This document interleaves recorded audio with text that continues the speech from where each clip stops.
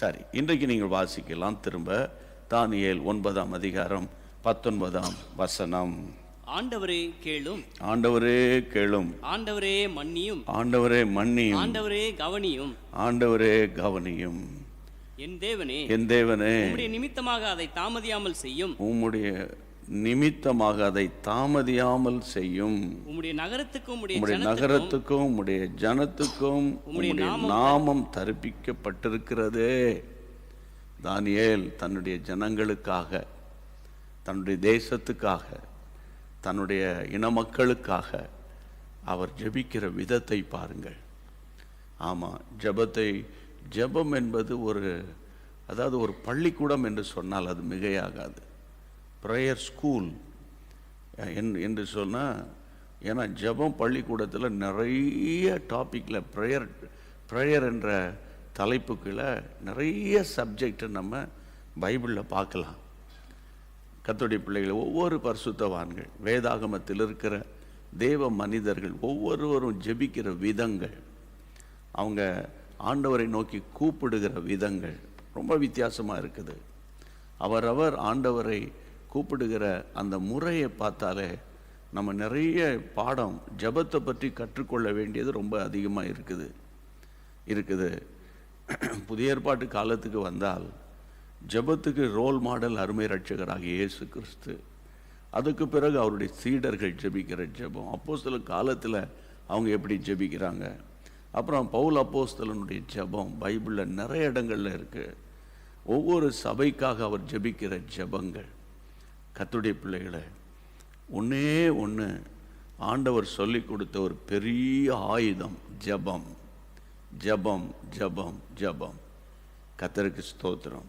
நீங்களும் கேட்டிருப்பீங்க, நான் கூட சொல்லியிருப்பேன். எனக்கு திடீர்னு நினைவுக்கு வருது, திரும்ப சொல்கிறேன். உலகத்திலேயே மிகப்பெரிய சபையை நிறுவின காலம் சென்ற போதகர் பால் யாங்கிச்சோ, தென்கொரியாவில் அந்த தேசத்தில் பிரபலமான ஒரு பெரிய தேவ மனிதர் டாக்டர் பால் யாங்கிச்சோ. உங்கள் எல்லாருக்கும் தெரியும். அவருடைய சபையினுடைய வளர்ச்சியை கண்டு பிரமித்து உலகம் முழுவதும் இருக்கிற மேலை நாடுகளை சேர்ந்த நிறைய தேவ மனிதர்கள் போவார்கள். நானும் அங்கே போயிருக்கிறேன், அவரை சந்திச்சிருக்கிறேன். கர்த்தருக்கு ஸ்தோத்திரம். அப்போ இந்த வளர்ச்சியினுடைய சீக்ரெட் என்ன? இத்தனை லட்சக்கணக்கான மக்கள் உங்கள் ஆலயத்துக்கு வராங்களே, what is the secret of your ministry? அவர் சொன்னார், நம்பர் 1, எல்லாரும் பென்னு பேப்பர்லாம் எடுத்துக்கிட்டாங்க, நோட்ஸ் எல்லாம். நம்பர் 1 அப்படின்னு ப்ரேயர் அப்படின்னார். அப்போ நம்பர் 2 எல்லாரும் உன்னிப்பாக கவனிக்கிறாங்க. நம்பர் 2 இஸ் ப்ரேயர் அப்படின்னார். அப்போ நம்பர் 3 சத்தத்தை உயர்த்தி சொன்னார், ப்ரேயர். 3 வார்த்தை சொன்னார். எங்களுடைய ஊழியத்தினுடைய சீக்ரெட்டே ப்ரேயர் லைஃப் தான். ஆமேன். அன்பான தேவனுடைய பிள்ளைகளே, டாக்டர் பால் யாங்கிச்சோ மட்டும் அல்ல, வேதாகமத்தில் இருக்கிற தலை சிறந்த தேவ மனிதர்களுடைய வெற்றியின் ரகசியம் ஆண்டவராகிய இயேசு கிறிஸ்து. அதற்கு பிறகு 1ஆம் நூற்றாண்டில் சபை ஆரம்பிக்கப்பட்டது. அந்த 1ஆம் நூற்றாண்டிலிருந்து இன்று வரைக்கும் பிரபலமான பெரிய பெரிய தேவ மனிதர்களுடைய வரலாற்றை புரட்டி பார்ப்பீர்களே என்றால், அவர்களுடைய முழங்கால், அவர்களுடைய ஜெபம், அதுதான் எழுப்புதலை கொண்டு வந்தது. குடும்பங்களிலும் அப்படித்தான்.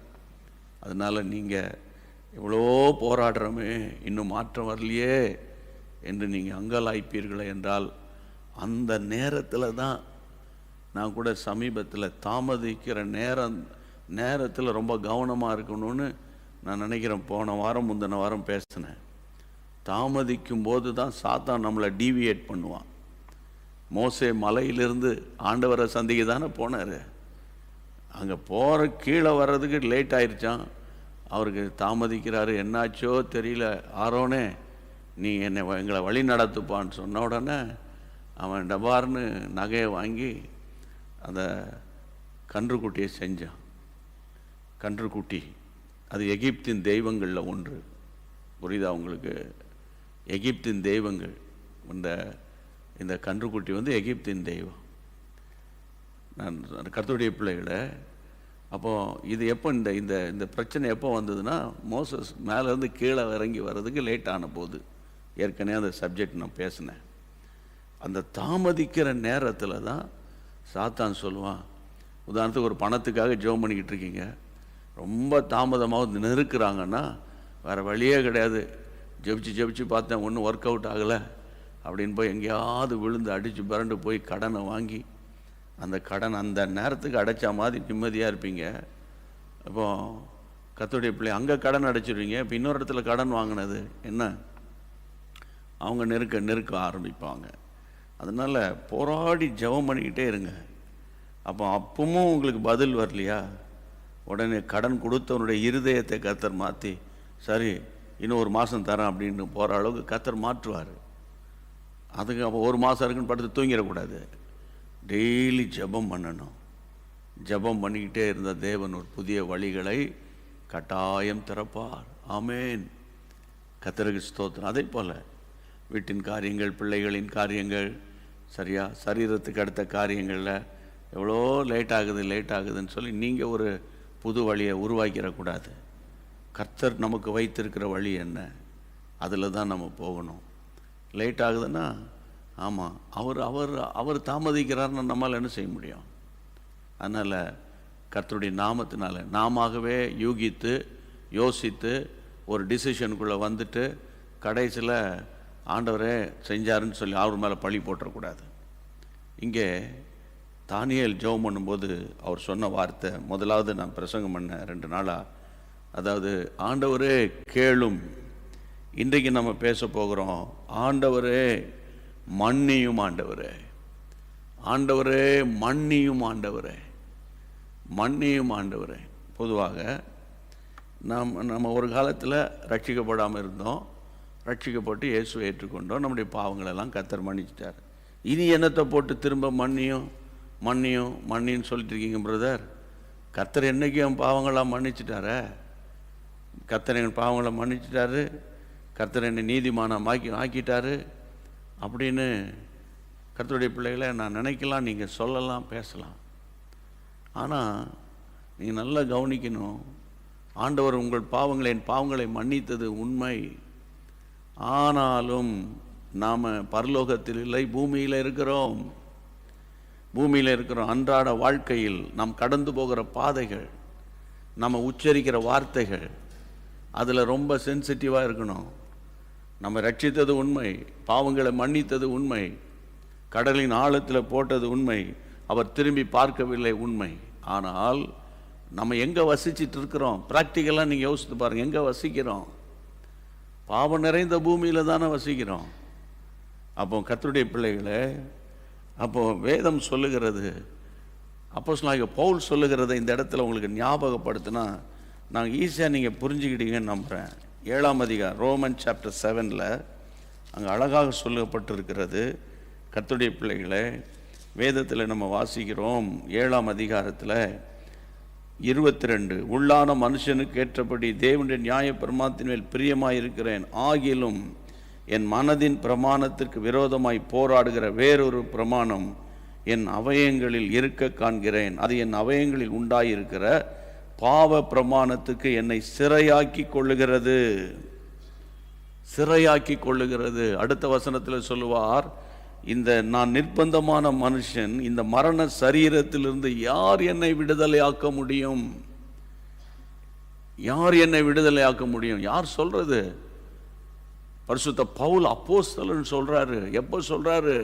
ரட்சிக்கப்பட்டு அபிஷேகம் பண்ணப்பட்டு ஸ்பிரிச்சுவல் மெச்சூரிட்டி அவருக்கு வந்து சபைகளுக்கெல்லாம் கடிதம் எழுதும்போது அவர் இப்படி எழுதுறாரு, யார் என்னை விடுதலை? ஏன்னா அவர் மாம்சத்தோடு இரத்தத்தோடு உங்களுக்கு போராட்டம் அவர் உண்டு, வான மண்டலத்தில் பொல்லாத ஆவிகள் இது போராட்டம் உண்டு என்று அந்த எபேசிய சபைக்கு எழுதுறாரு. அப்போ கர்த்தருடைய பிள்ளைகளை இன்றைக்கு நீங்கள் நல்லா கவனிக்கணும். நம்ம ரட்சிக்கப்பட்டது உண்மை, அபிஷேகம் பெற்றது உண்மை, ஆனால் பாவம் நிறைந்த பூமியில் வாழ்ந்து கொண்டு இருக்கிறோம். உதாரணமாக வாசியுங்கள், யோனா தீர்க்கதரிசியின் புத்தகம் 4ஆம் அதிகாரம் 1 வசனம். யோனா தீர்க்கதரிசியின் புத்தகத்தில் நீங்கள் வாசிக்க வேண்டிய வசனம் 4ஆம் அதிகாரம் முதல் வசனம். யோனாவுக்கு இது மிகவும் விசனமாயிருந்தது. யோனாவுக்கு இது மிகவும் விசனமா இருந்தது. அவன் கடும் கோபம் கொண்டு கர்த்தரை நோக்கி விண்ணப்பம் பண்றான். கடும் கோபம். இப்போ வேதம் சொல்லுகிறது யோனாவுக்கு பயங்கரமான கோபம். இவர் ஏற்கனவே ராங் ரூட்ல போனவர். ஆனால் கர்த்தருடைய பிள்ளைகளை அந்த அளவுக்கு ஆண்டவர் மேலே கோபப்படலை. ஆனால் இவருக்கு இப்போ கடும் கோபம். யார் மேலே? ஆண்டவர் மேலே. ஆண்டவர் மேலே இவருக்கு பயங்கர கோபம். அதான் நீங்கள் அந்த சப்ஜெக்ட் 3ஆம் அதிகாரம் முழுவதும் வாசித்து பார்த்தீங்கன்னா கர்த்தருடைய பிள்ளைகளை அவன் அந்த 3ஆம் அதிகாரம் ஆண்டவர் எப்படி அவனை அந்த மீனின் வயிற்றில் கொண்டு வந்து அவருடைய ஆண்டவர் தம்முடைய சித்தத்தின்படி அவன் தீர்க்க தரிசனம் உரைப்பார். அது உங்களுக்கு தெரியும். அது 3ஆம் அதிகாரம். அவன் நான் உனக்கு கற்பித்தபடியே உனக்கு விரோதமாக பிரசங்கின்னு சொல்வார். அவன் பிரசங்கம் பண்ணுவான். அவன் என்ன பிரசங்கம் பண்ணுறான்னா 3 நாள் பிரயாணம் விஸ்தாரமான மகா பெரிய நகரமாக இருந்தது. அங்கே போய் அவன் சொல்கிறான் 4ஆம் வசனத்தில், யோனா நகரத்தில் பிரவேசித்து 1 நாள் பிரயாணம் பண்ணி இன்னும் 40 நாள் உண்டு, அப்பொழுது நினிவே கவிழ்க்கப்பட்டு போகும் என்று கூறுகிறான். இதுதான் அவருடைய பிரசங்கம் சொல்கிறான். ஆனால் அங்கே அவன் சொன்ன மாதிரி நடக்கலை. நடக்கலைன்னொன்னே வேதம் சொல்லுகிறது அவனுக்கு பயங்கர கோபம் வந்துருச்சு. யார் மேலே கோபம்? ஆண்டவர் மேலே கோபம். சொன்னது நடக்கலை. இப்படி சொல்கிறேன், இப்போ நம்ம விரும்பினது நடக்கலை, நம்ம கேட்டது நடக்கலை, ஜெபிச்சது நடக்கலை. ஆமாம், ஜெபிக்க நான் இப்படி கேட்டேன், ஆண்டவரே நீங்கள் இதை ஆண்டவரே என் புருஷனை எடுத்துடாதீங்கப்பா, ஆண்டவரே என் பையனை எடுத்துடாதீங்கப்பா, ஆண்டவரே இந்த வேலை எனக்கு கிடைக்கட்டும்ப்பா, ஆண்டவரே நான் ஒரு இன்டர்வியூக்கு போகிறேன் எனக்கு தாங்கப்பா, ஆண்டவரே நான் இந்த வேலைக்கு போகிறேன் ஆண்டவரே எனக்கு தாங்கப்பா. அப்படி கேட்டோம். சிலர் ஆண்டவருக்கு அற்புதம் செய்கிறாங்க, சாட்சி சொல்கிறாங்க. சிலருக்கு ஒர்க் அவுட் ஆகலை. உடனே அவங்களுக்கு என்னென்னா ஆண்டவரை பற்றி பேசுகிற எங்கள் மேலேயும் கோபம், ஆண்டவர் மேலேயே கோபம். ஆண்டவர் என்னத்தை பண்ணிட்டாரு, இவ்வளோ நாளாக இழுத்து அடிக்கிறார போட்டு, இவ்வளோ நாளாக வாதிக்கிறார, இவ்வளோ நாளாக அமைதியாக இருக்கார, இவ்வளோ நாளாக நிறைய விசுவாசிகள் ஊழியக்காரர்கள் கூட இந்த அந்த அந்த அந்த அந்த மன உளைச்சலுக்குள்ளே போகும்போது இங்கே வசனம் சொல்லுகிறது, இவர் மன உளைச்சல்ல கோபம் உண்டாகி 2ஆம் வசனம், கர்த்தரை நோக்கி விண்ணப்பம் பண்ணி, கர்த்தாவே என் தேசத்தில் இருக்கும்போதே நான் இதை சொல்லவில்லையா? இதை நிமித்தம் நான் முன்னமே தரிசிச்சுக்கு ஓடி போனேன். நீர் இரக்கமும் மன உருக்கமும் நீடிய சாந்தமும் கிருபை உள்ளவர், தீங்குக்கு மனஸ்தாபடுகிறவர் தேவன் என்று எனக்கு தெரியும். இப்போ 3ஆம் வசனத்தை நான் பாருங்க, 3ஆம் வசனத்தை ஸ்கிரீன்ல போடுங்க, வாசிங்க. இப்போதும் கர்த்தாவே என் பிராணன் என்னை விட்டு எடுத்துக்கொள்ளும், நான் உயிரோடு இருக்கிறது பார்க்கிலும் சாகிறது நல்லதுன்றான். பார்த்தீங்களா? யோனா ஒரு தீர்க்கதரிசி தான். ஒரு பிரசங்கம், ஒரு நாள் அவன் நடந்த ஒரு பேசின ஒரு செய்தியில் முழு தேசமே மனம் திரும்பி இருக்குது. அது வேற விஷயம், அது ஒரு போர்ஷன். புரியுதா உங்களுக்கு? அது ஒரு பகுதி அவருடைய ஊழியத்தில். ஆனால் அவருடைய சுவாபத்தில் இங்கே சொல்லப்பட்டிருக்கிறது, நான் உயிரோடு இருக்கிறதை பார்க்கிலும் செத்தா நல்லா இருக்கும், சாகிறது நலமாக இருக்கும் என்ற. இந்த நாட்களில் நம்ம நம்முடைய பிரச்சனைகளுக்கு தீர்வு வரல, நம்முடைய போராட்டங்களுக்கு முடிவு வரல. நிலுவையிலே நிற்கிறது கடன் பிரச்சனை, நிலுவையிலே இருக்கிறது வழக்கு மன்ற கோர்ட்டு கேஸுன்னு, நிலுவையிலே கிடக்கிறது பிள்ளைகள் பிரச்சனை, நிலுவையிலே இருக்கிறது ஊழியத்துக்கு அடுத்த பிரச்சனை. என்னெல்லாமோ ஜெபிச்சு பார்த்துட்டோம், என்னெல்லாமோ செஞ்சு பார்த்துட்டோம். கடைசியில் இப்போ சில நேரங்களில் இந்த ஆண்டவர் ஏன் தான் இப்படி பண்ணுறீரோ ஆண்டவரே, அந்த கோபத்தில் நீர் சீக்கிரம் வந்தால் கூட பரவாயில்ல, நீங்கள் சீக்கிரம் வரேன்னு சொல்கிறீங்க, எங்கே வர்றீங்க? நீங்கள் வரமாட்டேங்க. நம்முடைய ஆதங்கத்துக்காக, நம்முடைய அவசரத்துக்காக அவர் வரணுன்றோம். ஆனால் அழிந்து போகிற ஆத்துமாக்கள், ஒவ்வொரு பாவியையும் கர்த்தர் நேசிக்கிறார் அல்லவா? என் அன்பு தேவனுடைய பிள்ளைகளே, இங்கே நான் ஏன் என்ன பேசுகிறேன்னா, இப்போ நான் என்ன பேசிக்கிட்டு இருக்கேன் உங்களோடுன்னு கேட்டால், கர்த்தருடைய பிள்ளைகளை, ஆண்டவர் மேலே கோபம். நிறைய பேர் சொல்லுவாங்க, இப்போல்லாம் நான் ஜெபிக்கிறதெல்லாம் விட்டுட்டேன் பிரதர், அதெல்லாம் வேஸ்ட் ஆஃப் டைம். பைபிள் வாசிக்கிறதெல்லாம் விட்டுட்டேன், அதெல்லாம் ஒன்றும் கிடையாது. எல்லாம் பார்த்துட்டேன், நான் எல்லாம் பார்த்துட்டேன், எல்லாம் அப்படி தான், ஒன்றும் இல்லை. நான் வேலைக்கு போனால் தான் பிரதர் காசு. ஆமாம், சும்மா சோம்பேறித்தனமாக இருந்தால் கர்த்தர் ஆசீர்வதிப்பாரா? ஆசீர்வதிக்க மாட்டார். கர்த்தர் கொடுத்த வேலையை சின்சியராக செய்யணும். சில பேர் சும்மா அப்படி ஊர் சுற்றிட்டு இந்த லேண்ட் பிஸ்னஸ் பண்ணுறவங்களாம் ரொம்ப கவனிங்க.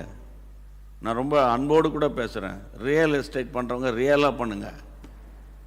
புரியுதா உங்களுக்கு? சும்மா அங்கே ஒன்று சொல்கிறது, இங்கே ஒன்று சொல்கிறது, அங்கே ஒன்று சொல்கிறது, சும்மா ஊர் சுற்றிட்டு வர்றது, இன்னொருத்தர் காரில் ஏறி ட்ராவல் பண்ணிக்கிட்டு இருக்கிறது, அவன் எதோ ஒன்று சொல்ல. ஆனால் உங்களுக்கு லட்சக்கணக்கான பணம் வந்துடணும், அது வந்துடணும், இது வந்துடணும், நீ டேக்ஸும் கட்ட மாட்டே, ஒன்றும் கட்ட மாட்டே, அது வேறு விஷயம். புரியுதா உங்களுக்கு? கர்த்தருடைய பிள்ளைகளை, ஆண்டவர் இன்றைக்கு நம்மோடு பேசுகிற காரியம் என்னன்னு கேட்டால், முதல்ல நம்ம ஆண்டவரோடு ஒப்புரவாகணும். ஆண்டவரை ஏன்ப்பா இப்படி பண்ணுறீங்க, ஏன் பண்ணலையே, அது பண்ணலையே, இது பண்ணலையே, ஆசீர்வதிக்கலையே, நான் ஜெபிச்சு என்ன பிரயோஜனம்? இன்னொரு கூட்டம் இருக்குது. அந்த சர்ச்சுக்கு போய் ஜெபம் பண்ணி ஒரு பிரயோஜனம் கிடையாது, அந்த பாஸ்டர் ஜெபம் பண்ணி ஒரு பிரயோஜனம் கிடையாது, அங்கே போகிறது வேஸ்ட்டு. அங்கன்னா அது என்ன மந்திரம் பண்ணுற இடமா, தந்திரம் பண்ணுற இடமா? ஆமாம், நம்ம எல்லோரும் கூடி வருகிற இடம், அவ்வளவுதான். அதனால் ஊழியர்கள் மேலே கோபம், அவங்க மேலே கோபம், இவங்க மேலே கோபம். சில பேர் பார்த்தீங்கன்னா, அந்த காலத்தில் பிள்ளைகள்லாம் எனக்கு நீங்கள் அப்படி பண்ணிடக்கூடாது, அப்படி பண்ணீங்க அப்படின்னு ஓப்பனாக பேசுவோம். இந்த காலத்தில் ரொம்ப ஸ்டைல், அப்படியே மனசுக்குள்ளே வச்சுக்கிறது. அது அவங்களுக்குள்ளே ரொம்ப ஹர்ட் ஆகி போச்சான். அது கொஞ்ச நாள் கழித்து அது எஸ்எம்எஸ் மூலமாக தெரியப்படுத்துறது. ரொம்ப அதாவது இந்த அமெரிக்கன் எம்பசி மாதிரி செயல்படுவான் சிலர். புரியுதா உங்களுக்கு?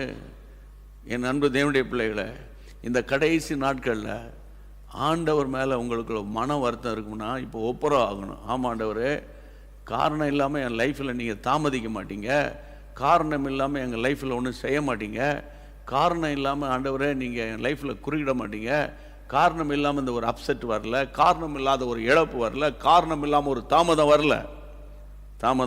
ஒரு காரணம் இருக்குது, அது என்னன்னு எனக்கு தெரியல, தோத்திரம், ஆனால் நிச்சயமாக தெரிய வரும் பாருங்க.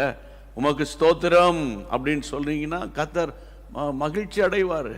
யோனா பாருங்க, அவன் ஒரு தீர்க்கதரிசின்னு சொல்லுது, ஆனால் அவனுக்கு பயங்கர கோவம். ஏன்னா அவன் சொன்னது நடந்துடணுமா. அப்போ இந்த நாட்களில் தேவனுடைய பிள்ளைகளை, கர்த்தருடைய பிள்ளைகளை, சிலர் பார்த்தீங்கன்னா சுனாமி வரப்போகுதுன்னு வரலன்னு, ஏன் வரலாண்டவரே, நான் சொன்னேன்னா 21ஆம் தேதி வரும்னு சொன்னேன்னா வரலையே. அப்போ மக்கள் அழியணும்னு நினைக்கிறியா? எதுக்கு கர்த்தர் வெளிப்பாடை கொடுக்குறாருன்னா, போராடி திறப்பில் நின்று ஆண்டவரே அழிவு வந்துடக்கூடாது, அதுக்கு தான் கர்த்தர் வெளிப்பாடை கொடுக்கறது. புரியுதா உங்களுக்கு?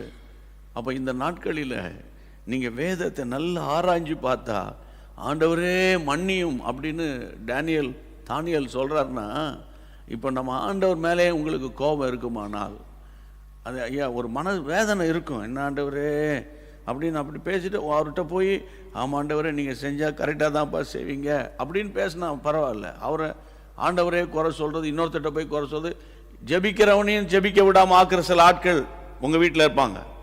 சும்மா போட்டு ஜெபம் பண்ணிகிட்டு இருக்காத, டெய்லி அந்த ஆள் வந்துடுறான், பாட்டு பாடுறாங்க, ஏதோ ஒன்று சொல்கிறாங்க, நீ ஒரு பைத்தியக்காரி மாதிரி உட்காந்து கேட்டுக்கிட்டு கிடக்க, பைத்தியக்காரன் மாதிரி கேட்டுட்ருக்க, இதெல்லாம் ஒன்றும் கிடையாது, இவனுங்கெல்லாம் பணம் சம்பாதிக்கிறானுங்க, அது வேறு விஷயம் அப்படின்னு பேசுகிற ஆட்கள்லாம் உண்டு.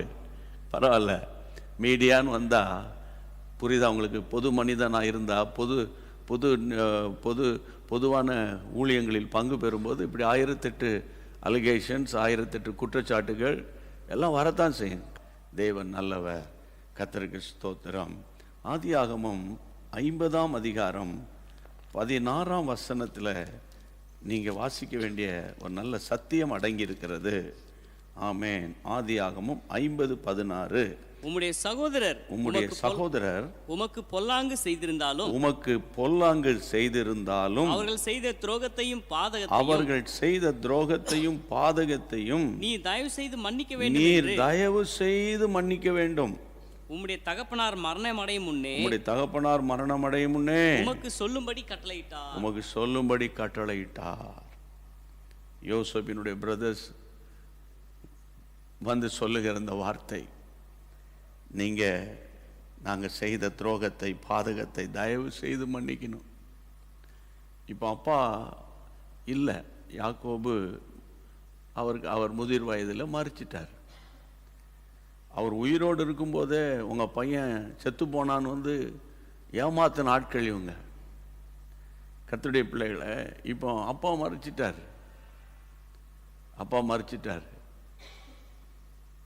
இப்போ அவங்களுடைய பிரதர்ஸ் வந்து சொல்கிறாங்க வசனத்தில், துரோகத்தையும் பாதகத்தையும் நீ தயவு செய்து மன்னிக்கணும்.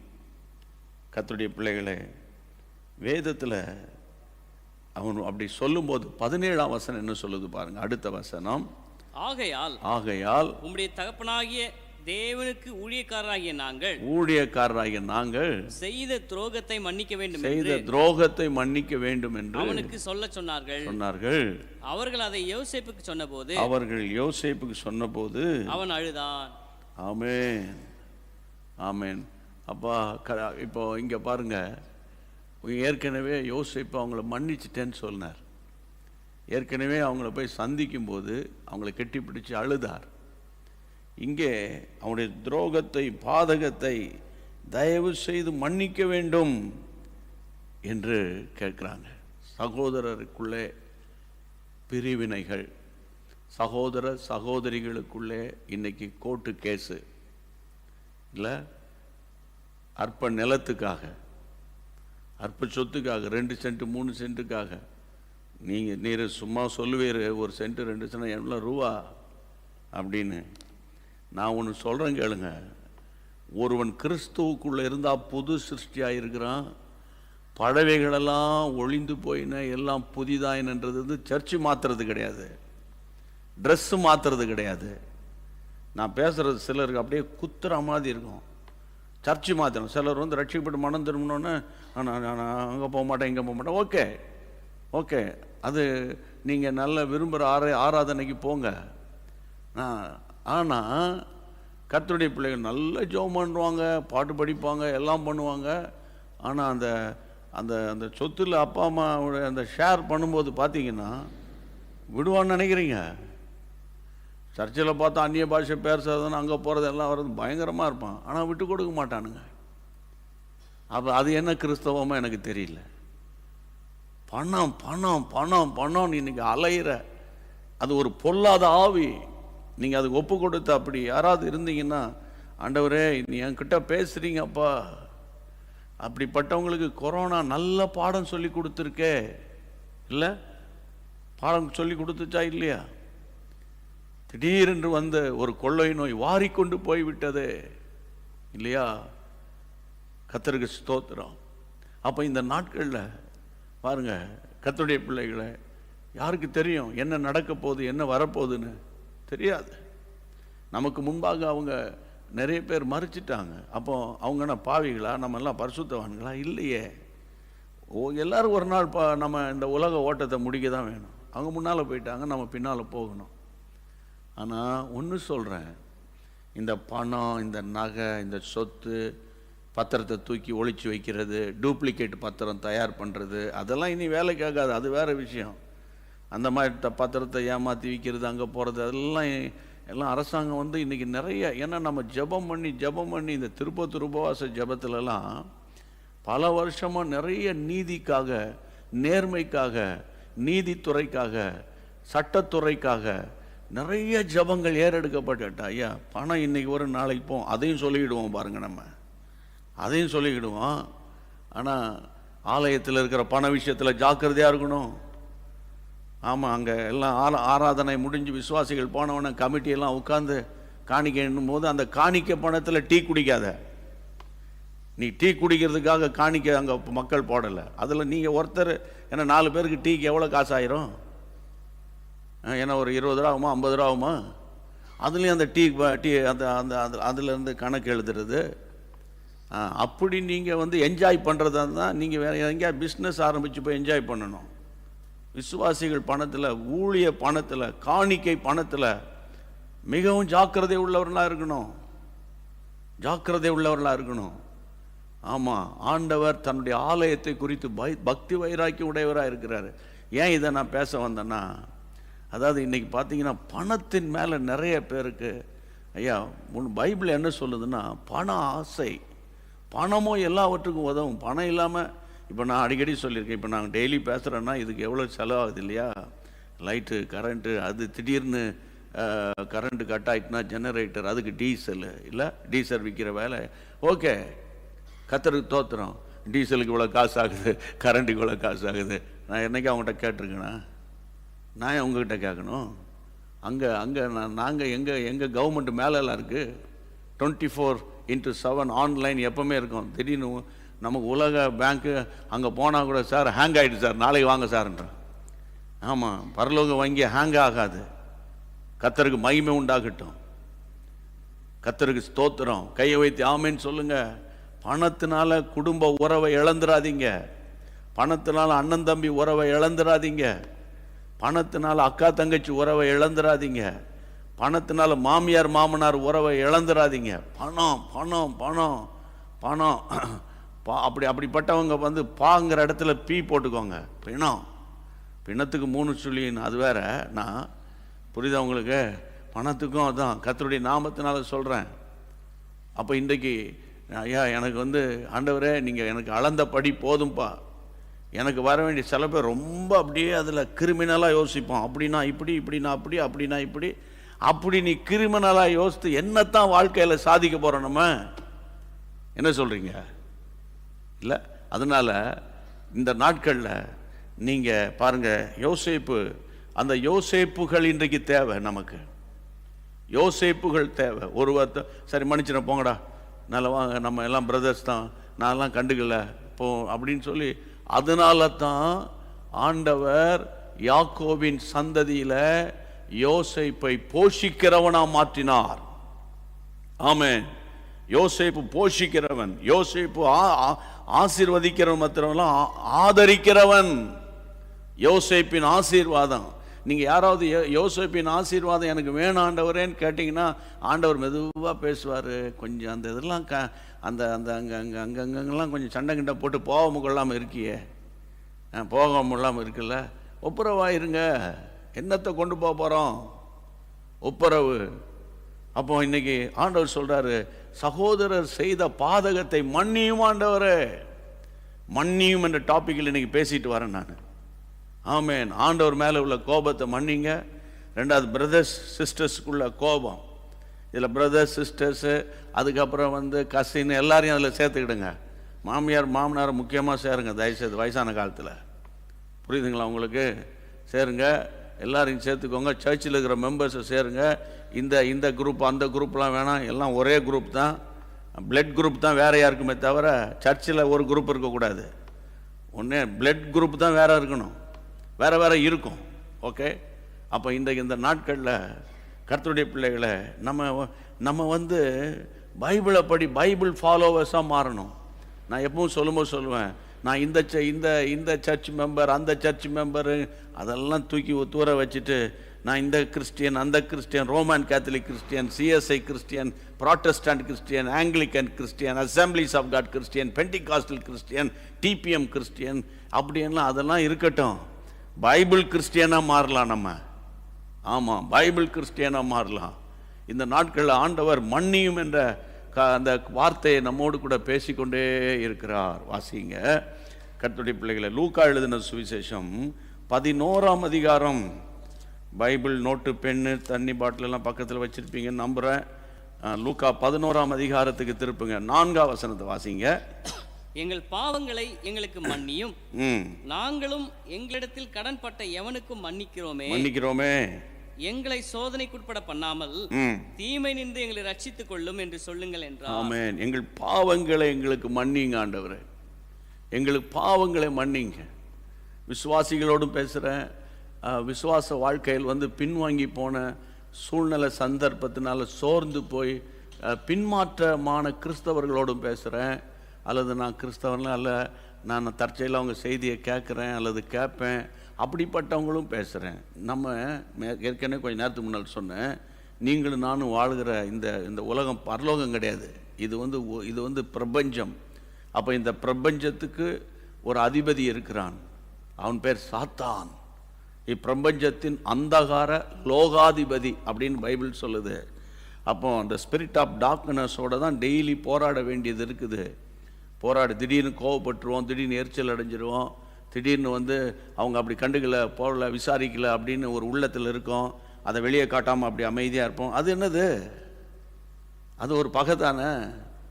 அப்போ இன்றைக்கி கர்த்தருடைய நாமத்தினால இங்கே பாருங்க, ஆண்டவரே எங்கள் பாவங்களை எங்களுக்கு மன்னியும் ஆண்டவரே, மன்னியும் ஆண்டவரே. அறிந்தும் அறியாமலும் டெய்லி நம்ம சொல்லிட்டு கடைசியில் இதை ஒரு அடிஷனலாக சொல்லிடுவோம்.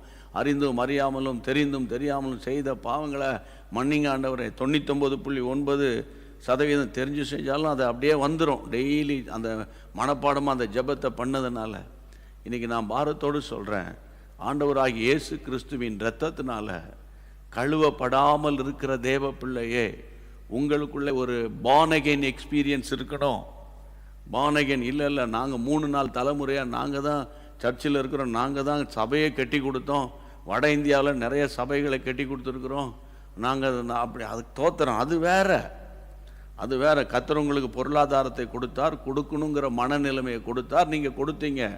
Are you born again? நீங்கள் மனம் திரும்பி இருக்கிறீங்களா? இயேசுவின் இரத்தத்தால் கழுவப்பட்டு இருக்கிறீங்களா? ஆமாம், இயேசுவின் இரத்தத்தால் நான் கழுவப்பட்டவன், எனக்குள்ளே ஒரு பாவ மன்னிப்பின் நிச்சயம் இருக்குது. இயேசு என் பாவங்களை மன்னித்தார், இனி நான் பழைய மனுஷன் அல்ல. அப்படி நீங்கள் சொல்ல முடியுமானால் நமக்கு பேர் தான் born again Christian. Born again Christian, மறுபடியும் பிறந்த கிறிஸ்தவர்கள். சரி, அப்படியா? அது 10 வருஷத்துக்கு முன்னாலே நான் மனம் திரும்பி ஞானஸ்நானம் எடுத்துட்டேனே, குட். இப்போ 10 வருஷத்துக்கு பின்னால் இன்னைக்கு பாருங்கள், அன்னைக்கு இருந்த அந்த முதல் நாளில் ரட்சிக்கப்பட்ட அபிஷேகம் பெற்று அல்லது பேப்டிசம் எடுத்த முதல் நாளில் இருந்த அந்த பாவ மன்னிப்பின் நிச்சயத்தினால் வந்த தெய்வீக சந்தோஷம் இன்னைக்கு இருக்கா? வேற ஒன்றும் இல்லை. அக்கா தங்கச்சிகளோடு பேசுனீங்களா? அல்லது என்னைக்காவது ஒரு நாள் போனீங்களா கல்யாண கார்டு தூக்கிட்டு? அல்லது ஏதாவது ஒரு அக்கேஷன் இல்லை வேற ஃபங்க்ஷனுக்கு அப்போ போய் கூப்பிட்டீங்களா? அல்லது அடிக்கடி அக்கா தங்கச்சியோடு பேசுகிறீங்களா? அண்ணன் தம்பியோடு பேசுகிறீங்களா? ரொம்பவும் இப்போ டூ மச்சாக பேசிடக்கூடாது, அது வேறு பிரச்சனை. நான் என்ன சொல்கிறேன்னு கேட்டால், கர்த்தருடைய பிள்ளைகளை நம்முடைய மனசாட்சி நம்மளை குற்றப்படுத்தக்கூடாது. இருக்கிறதுலே பெரிய சாட்சி மனசாட்சி தான். இருக்கிறதுலே பெரிய சாட்சி மனசாட்சி தான்.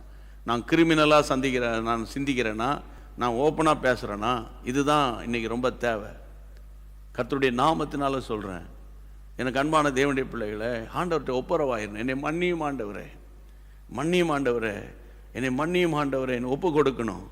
பைபிளில் கர்த்தருடைய பிள்ளைகளை நம்ம இங்கே உங்கள் கடன்களை அங்கே பாருங்கள், நாங்கள் எங்களிடத்தில் கடன் பட்டவங்களுக்கு நாங்கள் மன்னிக்கிறோமே. நம்மக்கிட்ட சில கடன் இருக்குது. வாசிங்களேன், வேதத்தை திறந்து 2 தெசலோனிக்கேயர் 1 அதிகாரம், 2 தெசலோனிக்கேயர் சாப்டர் 1 verse 3. 2 தெசலோனிக்கேயர் அந்த வசனத்தை திருப்பி நாங்கள் வாசிக்கிறோம். 1 அதிகாரம் 3 வசனம். சகோதரரே, நாங்கள் எப்பொழுதும் உங்களுக்காக தேவனை ஸ்தோத்திரிக்க கடனாளிகளாக இருக்கிறோம். அவர் எழுதுறாரு பாருங்க, தெசலோனிக்க சர்ச் மெம்பர்ஸுக்கு அவர் எழுதுறாரு, பவுல் எழுதுகிறாரு, நாங்கள் கடனாளிகளாக இருக்கிறோம். அந்த வசனத்தை திரும்ப போடுங்க. நாங்கள் எப்பொழுதும் உங்களுக்காக தேவனை ஸ்தோத்தரிக்க கடனாளிகளாக இருக்கிறோம். நான் ஒரு காலத்தில் நினைச்சேன், அதாவது ரட்சிக்கப்படுறதுக்கு முன்னால் ஸ்தோத்திரம் ஸ்தோத்திரம் ஸ்தோத்திரம் ஹல்லேலூயா ஸ்தோத்திரம், அது பெந்தேகோஸ்து குரூப்பு, ஐயோ அது வேற, அது வேற, நம்மெல்லாம் வேற நான் நினச்சேன். அப்புறம் தான் நான் ரட்சிக்கப்பட்டு பைபிள் வாசித்த பிறகு தான் பைபிளை வாசிக்கிறோம், எக்காலத்திலும் கர்த்தரை ஸ்தோத்திரம் பண்ணுங்கள். தாவீது சொல்கிறாரு சங்கீதம் 34:1, எக்காலத்திலும் கர்த்தரை ஸ்தோத்திரம். எக்காலத்திலும் அப்படின்னா என்ன அர்த்தம்? எக்காலத்தில்னா கஷ்ட காலத்திலும், நஷ்ட காலத்திலும், துன்ப காலத்திலும், துயர காலத்திலும், நல்ல காலத்திலும், சந்தோஷமான காலத்திலும், கண்ணீரின் பாதையில் போகும்போது ஸ்தோத்திர ஆண்டவரே, நீங்கள் தவறு பண்ணவே மாட்டீங்க ஆண்டவரே, தேங்க்யூ லார்ட், உமக்கு ஸ்தோத்திர ஆண்டவரே, ஸ்தோத்திரம். அப்படி ஒரு தேவ பிள்ளை ஸ்தோத்தரிக்கிற ஒரு குணம் உங்களுக்குள்ளே இருந்தால், கர்த்தருடைய பிள்ளைகளை, தேவன் உங்கள் மேல் பிரியமாக இருப்பார். எல்லாவற்றுக்காக கர்த்தரை ஸ்தோத்திரம் பண்ணுங்க. அப்படி செய்வதே உங்களை குறித்து தேவனுடைய சித்தமாக இருக்குது. சரியா?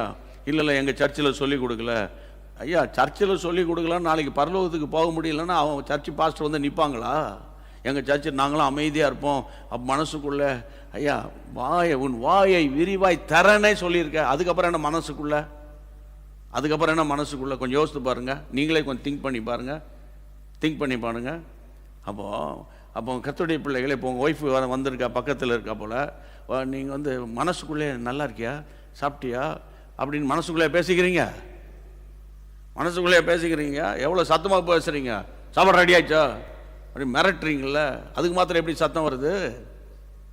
இல்லை சத்தம் வருது இல்லை, அதுக்கு ஏதாவது தேவைன்னா சத்தம் போட்டு கேட்குறீங்கல்ல. அப்போ ஸ்தோத்திரம் பண்ணுறதுலேயே உங்களுக்கு சத்தம் வர மாட்டேங்க. ஏன் வர மாட்டேங்கன்னா, அதாவது எனக்கு அந்த நாட்களில் சொல்லி கொடுப்பாங்க, ஐயா பானையில் இருந்தால் தாண்ட அகப்பையில் வரணுங்க. அந்த அவரை துதிக்கும் துதி நாவி இங்கே உள்ளே இருக்கணும், அப்போ தான் அது வெளியே வரும். இருதயத்தின் நிறைவினால் வாய் பேசும். யார் சொன்னா இதை? ஜீசஸ். அப்போ இங்கே பவுல் சொல்கிறாரு, அருமையான வசனம், நாங்கள் ஸ்தோத்திரிக்க கடனாளிகள். அப்போ ஸ்தோத்திரிக்கிற கடனாளிகள். அப்போ ஸ்தோத்திரன்ற வேர்டில் எவ்வளோ அதாவது we should praise him always. ஆண்டவரை துதிச்சுட்டே இருக்கணும், எப்போதும் துதிக்கணும், கர்த்தருக்கு மகிமை உண்டாகுது. அதனால் வெக்கப்படாதீங்க. சில நேரத்தில் சிலர் வந்து பொதுவான இடங்களில் ஸ்தோத்திரம் பண்ணி ஜெபம் பண்ணுறதுக்கு ஒரு மாதிரி அப்படி இப்படி நெளிவாங்க. ஆமாம், இஸ்லாமியரை பாருங்கள், அன்பு சகோதரர்களை பாருங்கள், ட்ரெயினில் போகட்டும், பஸ்ஸில் போகட்டும், எங்கே போகட்டும், ஃப்ளைட்டில் பாருங்கள். ஃப்ளைட்லலாம் எப்படி பிரதர்? நான் பார்த்துருக்கேன். அந்த அவங்க வந்து அந்த நேரம் வந்தோடனே டபார்னு ஒரு டவலை விரித்து முழங்கால் போட்டுருவாங்க. முழங்கால் போட்டு அவங்க அந்த பயபக்தி பாருங்கள், நம்ம வந்து நமக்கு வந்து முழங்காலம் கார்பெட் இருக்கா பார்ப்போம், அந்த கார்பெட்டில் குஷின் இருக்குதா பார்ப்போம். அப்போ தான் அதில் கூட வந்து நம்ம முழங்கால் போடுறது யோசிப்போம். நம்ம அப்படி சேர் இல்லையான்னு அப்படி ஒரு மாதிரி பார்ப்போம். புரியுதா உங்களுக்கு? இதெல்லாம் வந்து அந்த உள்ள தேவனை துதிக்கிற துதியின் ஆவி இருந்துச்சுன்னு வைங்களேன், தேவன் மேலே ஒரு அன்பு இருந்துச்சுன்னு வைங்களேன், எப்போதும் கர்த்தரை ஸ்தோத்திரிக்க நம்ம கடமைப்பட்டிருப்போம். ஆமென். எக்காலத்திலும் கர்த்தரை ஸ்தோத்திரம் பண்ணுவேன், அவரை துதிக்கும் துதி எப்போதும் நாவிலே இருக்கும். ஆமென். ரோமருக்கு எழுதின நிருபம், ரோமன் சாப்டர் 1 verse 14 and 15, 14-15 என்ன வாசிக்கிறோம்? ரோமருக்கு எழுதின நிருபத்தில், மற்ற அந்நியர்களுக்கும் கிரேக்கருக்கும் மற்ற அந்நியர்களுக்கும் ஞானிகளுக்கும் மூடருக்கும் நான் கடனாளியா இருக்கிறேன். அது என்ன, அப்போ நிறைய பேர்கிட்ட போகிற இடம்லாம் கிரேக்கர்கிட்ட எல்லார்ட்ட கடன் வாங்கிட்டாரோ அப்படின்னா அது விஷயம் இல்லை. அடுத்த வசனத்தை பாருங்க, verse 15, 15 பாருங்க. ஆகையால் ரோமாவில் இருக்கிற உங்களுக்கும் என்னால் இயன்ற மட்டும் சுவிசேஷத்தை பிரசங்கிக்க விரும்புகிறேன். பவுல் சொல்லுகிறாரு, நான் சுவிசேஷத்திற்காக கடனாளி. ஐயா எவ்வளவு முக்கியமான வார்த்தை பாருங்க. மாலை கூட்டத்தில் உட்கார்ந்து இருக்கிற தேவ பிள்ளைகளை ஆண்டவர் சொல்றாரு, உன்னை கடன் இல்லாம நான் மாத்தினேன், உனக்கு சம்பாதிக்கிறதுக்கு நிர்வாகத்தை கொடுத்தேன், சரியா, தொழில் செய்யறதுக்கு உனக்கு ஞானத்தை, அறிவை கொடுத்தேன். ஆனா உங்க மேல ஒரு பாரம், ஒரு கடன் சுமை இருக்கிறது. கர்த்தருடைய பிள்ளைகளே, ஆமென், என்னை பற்றி நீ பேசுனியாப்பா அப்படின்னு ஆண்டவர் கேட்பாரு. என்ன சொல்வீங்க? அதெல்லாம் நீ உங்க வேலை, உங்க கடன் உங்க மேல இருக்குன்னு சொல்லி தப்பிக்கவே முடியாதுன்னு பல முறை சொல்லிட்டேன். அதெல்லாம் பிலீவர்ஸ் செய்யறது கிடையாது. நாங்கள் ஒன்லி விசிட்டர்ஸ் தான். நாங்கள் ஒன்லி வந்து டிவியில் பார்வையாளர்கள் தான் இருப்போன்னு நீங்கள் வந்து தப்பவே முடியாது. இஸ்ரவேலர் என் ஊழியக்காரரை அடிக்கடி நாங்கள் சொல்லியிருக்கேன். நான் பழைய ஏற்பாட்டில், வாட் அபவுட் நியூ டெஸ்ட்மெண்ட்? எல்லாருமே ஆமென் விசுவாசிகளை மாறி சுவிசேஷத்தை அறிவிக்கிற சீடர்களாக மாறணும்னு ஆண்டவர் வந்து சீஷர்களுக்கு கட்டளை கொடுத்துருக்கிறாரு. ஞானசானம் கொடுத்து எல்லாரையும் சீஷனாக்கு. இன்னைக்கு நம்ம விசுவாசிகளாக ஒவ்வொரு சர்ச் மெம்பர், அந்த சர்ச்சு, இந்த சர்ச்சு, அந்த சர்ச்சு, இந்த சர்ச்சுன்னு நம்ம உட்கார்ந்துக்கிட்டு இருக்கிறோம். நல்லது, குட். ஆனால் சுவிசேஷத்துக்கு நீங்கள் கடனாளியாக இருக்கிறீங்களே. ஒருவேளை எங்களை போல போய் 4 இடத்துக்கு போய் சொல்ல முடியாது, இந்த மாதிரி டிவியில், இந்த மாதிரி யூடியூப்பில் உங்களுக்கு பேச முடியாது. கர்த்தருக்கு மகிமை உண்டாவதாக. காலம் செல்லாது. நல்ல பைபிளை பாருங்க. நமக்கு பைபிள் தான் ரோல் மாடல். அதனால் நான் நல்லா சாப்பிட்டேன், நல்லா தூங்கினேன், நல்லா என்ஜாய் பண்ணுறேன், ஓகே, நல்லது. ஆனால் சுவிசேஷம் அறிவித்தீங்களா? சுவிசேஷம் அறிவித்து உங்கள் சபைக்கு ஆத்துமாக்களை கொண்டு போனீங்களா? எவ்வளோ பேர் கஷ்டத்தில். அப்ப அந்த ஆத்துமாவிற்கு சுவிசேஷம் அறிவிக்கப்பட்டிருந்தால், கொஞ்சம் திங்க் பண்ணி பாருங்க கிறிஸ்தவர்களே, கொஞ்சம் திங்க் பண்ணி பாருங்க.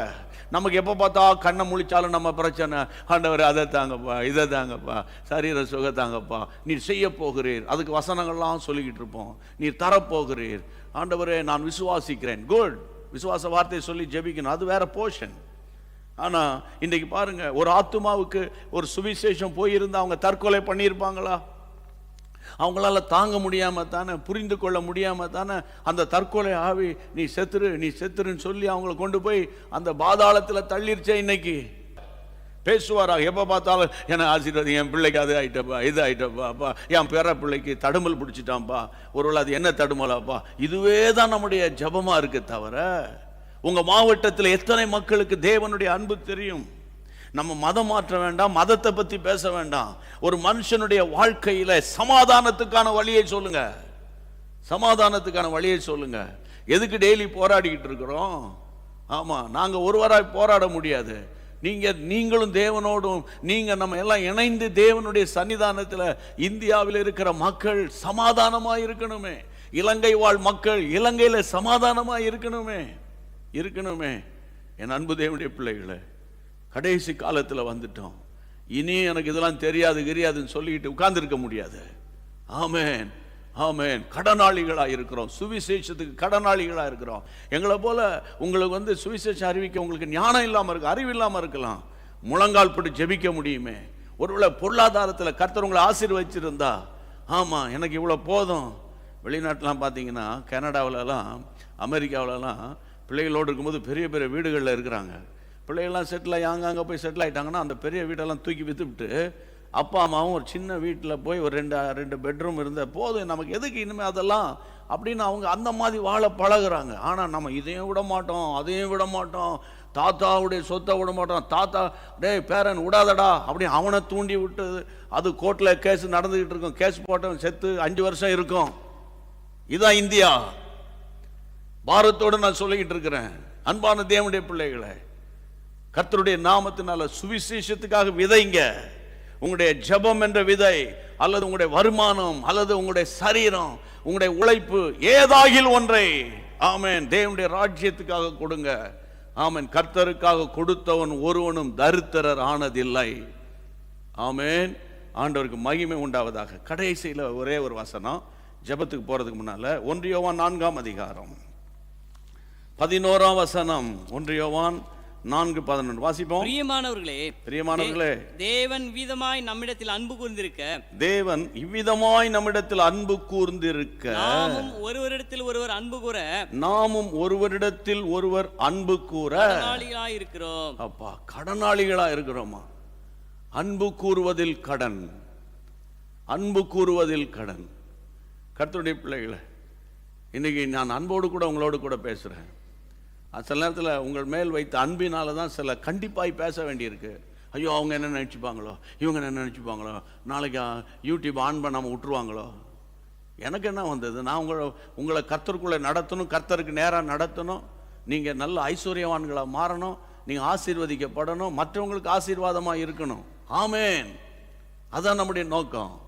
அப்போ கர்த்தருடைய பிள்ளைகளை, அன்பு, அதான் அன்புள்ள தகப்பன் பிள்ளையை கண்டிப்பான். அன்புள்ள ஆசிரியர்கள் பாருங்க, அந்த காலத்துலலாம் அப்படி தோலை உரிச்சு விடுவாங்க, முழங்கால் போட்டு அடித்து அந்த பின்னால். அந்த நாட்டிலாம் நாங்களாம் கால் சட்டை போட்டு போவோம், பின்னால் அந்த தொடைக்கு கீழெல்லாம் பார்த்தீங்கன்னா பட்டையாக இருக்கும். இப்போ அடிக்கிட்டுமா பார்ப்போம், டீச்சர் அடித்து ஃப்ளாட் பண்ணிடுவானுங்க. புரியுதா உங்களுக்கு? அடித்து நொறுக்கி அப்படியே முழங்காலே நின்று படிடானுவாங்க. படித்து மனப்பாடம் பண்ணி மார்க்ஸ் வாங்கும்போது பத்தியா இப்போ எப்படி இருக்கு பாரு அப்படின்வாங்க. எவ்வளோ சந்தோஷமாக இருக்கும். அப்படிப்பட்ட ஆசிரியர்லாம் இப்போ இருக்காங்களா எனக்கு தெரியாது, இருப்பாங்க ஆசிரியர்கள் எப்பவும் இருப்பாங்க, கர்த்தருடைய பிள்ளைகளை. ஆனால் ஏன்? அது அன்பு. எப்படியாவது இவன் வரணும், எப்படியாவது இவன் நல்லா படித்து பெரிய ஆளாக வரணும், நம்முடைய பள்ளிக்கூடத்தில் படித்தவன் 4 கலெக்டர் வரணும்னா ஒரு 50 என்ஜினியர்ஸ் வரணும் இல்லையா, பெரிய பெரிய தலைவர்களாக வரணும் அப்படின்னு அவங்க ஒரு ஆதங்கத்தில் தான் படிக்க வைப்பாங்க. சிலர் பிடிக்காமல் இருந்தாலும் திட்டுறான், முரட்டுறான் அப்படின்னு பிள்ளைகள் சொன்னோன்னே உடனே ஆசிரியர்கிட்ட சண்டைக்கு போகிறது சில பெற்றோர். நீ நல்லா புரிஞ்சுக்கோங்க. அதாவது கர்த்தருடைய பிள்ளைகள் அன்பு, அன்பு தான் இன்னைக்கு முக்கியம். அன்பு. ஏதோ குடும்பத்தில் பிரச்சனை வரும், கஷ்டம் வரும், கண்ணீர் வரும், போராட்டம் வரும், அதை அப்படியே மறந்து ஒப்பு கொடுத்து ஜெபிச்சு ஆமாம் திரும்ப ஒப்புரவாகணுமே, ஒப்புரவாகணும். அன்பு அன்பு. அதே நேரத்தில் அன்பு அன்புன்னு போய் அது வம்பா போயிடக்கூடாது.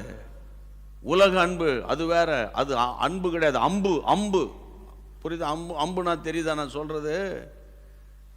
அந்த உலக அம்பு. சும்மா வாட்ஸ்அப்லையும் ஃபேஸ்புக்லேயும் முன்பின் தெரியாத ஆள் அவன் ஆம்பளையாக இருப்பான், பொம்பளை பேரை வச்சுக்கிட்டு பேசிட்டு கிடப்பானுங்க. Be careful. புரியுதா உங்களுக்கு? அல்லது பொம்பளையாக இருக்கும், ஆம்பளை பேரை வச்சுட்டு பேசிட்டு கிடக்குங்க. சரியா தனமா நீ அங்கங்கே போய் ஏமாந்து இப்போ பைத்தியக்காரமாக மென்டல் ஆயிராத. கடைசி காலத்தில் பிசாசு பல விதத்தில் ஜனங்களோடு போராடிக்கிட்டு இருக்கு. அதனால் அன்பில்லாத உலகம்.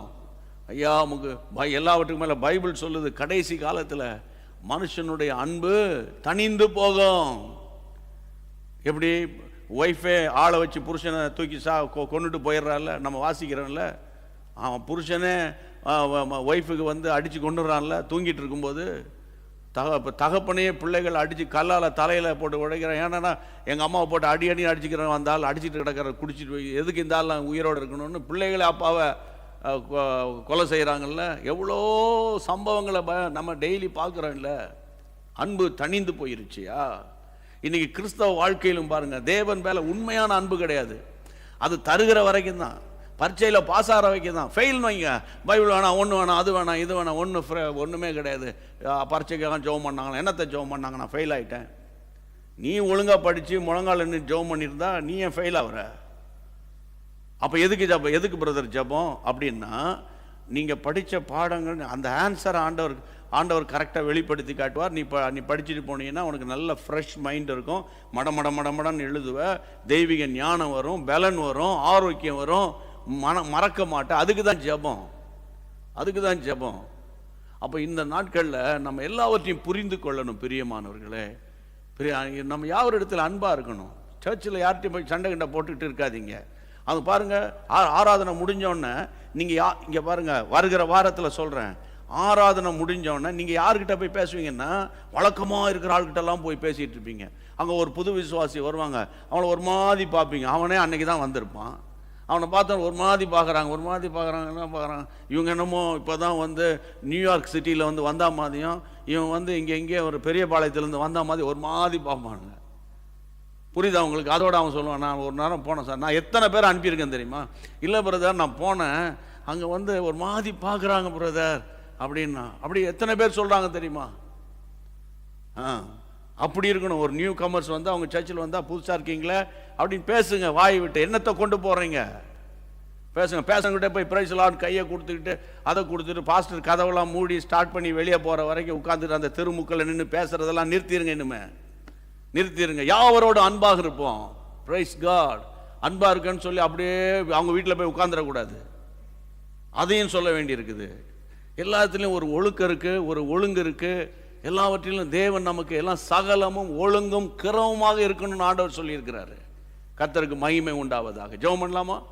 ஆமென். ஆண்டவரே மன்னியும். ஆண்டவர் மேலே எனக்கு கோபம், நான் இன்னைக்கு ஒப்பு கொடுத்துட்டேன். ஆமென். சகோதரர் மேலே கோபம் இன்னைக்கு ஒப்பு கொடுத்துட்டேன்.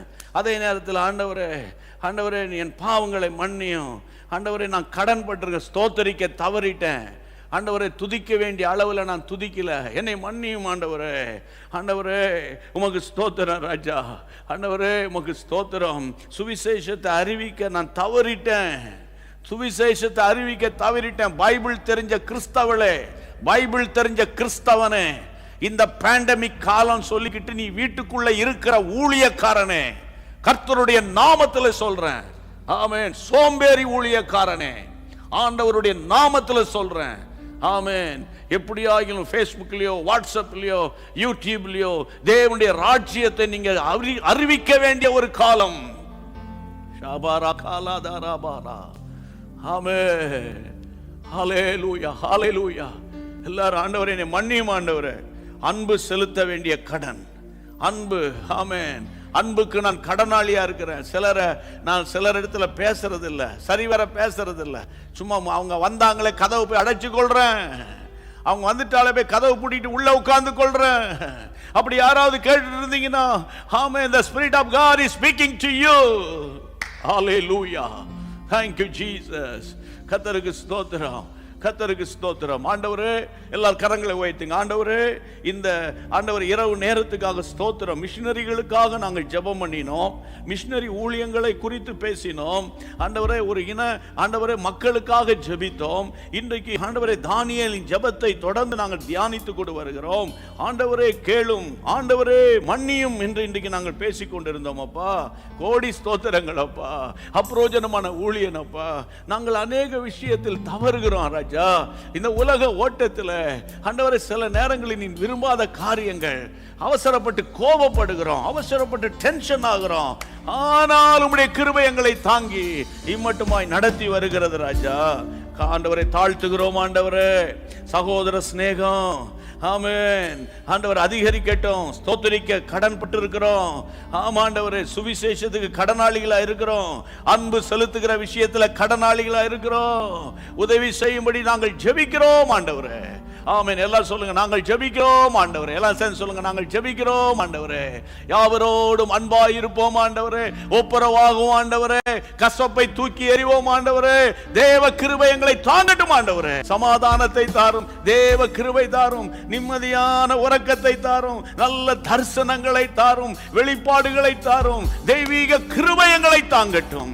அருமையான ஆண்டவரே, என்னோடு கூட சேர்ந்து ஜெபிக்கிற ஆயிரமான தேவ பிள்ளைகள், தேவ மனிதர்கள், விசுவாசிகள், ஊழியர்கள் எந்த ஊர்ல, எந்த பட்டணத்துல, எந்த கிராமங்கள்ல, எந்த தேசத்துல இருந்தாலும் அவர்களை கர்த்தர் பலப்படுத்துகிறதற்காக உமக்கு ஸ்தோத்திரம், உமக்கு ஸ்தோத்திரம், ஸ்தோத்திரம், ஸ்தோத்திரம்.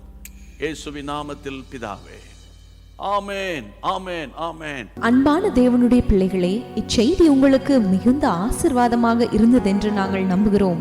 தொடர்ந்து எங்கள் செய்திகளை கேட்டு கர்த்தருக்குள் ஆசீர்வதிக்கப்பட ஜீசஸ் மீட்ஸ் மினிஸ்ட்ரீஸ் என்கிற எங்கள் யூடியூப் சேனலை சப்ஸ்கிரைப் செய்யுங்கள். மேலும் உங்கள் ஜெப உதவிக்கு எங்களோடு நீங்கள் தொடர்பு கொள்ள வேண்டிய தொலைபேசி எண் 9842252836 மற்றும் 7299546363. Email gpsrobinson@hotmail.com. கர்த்தர் உங்களை ஆசீர்வதிப்பாராக.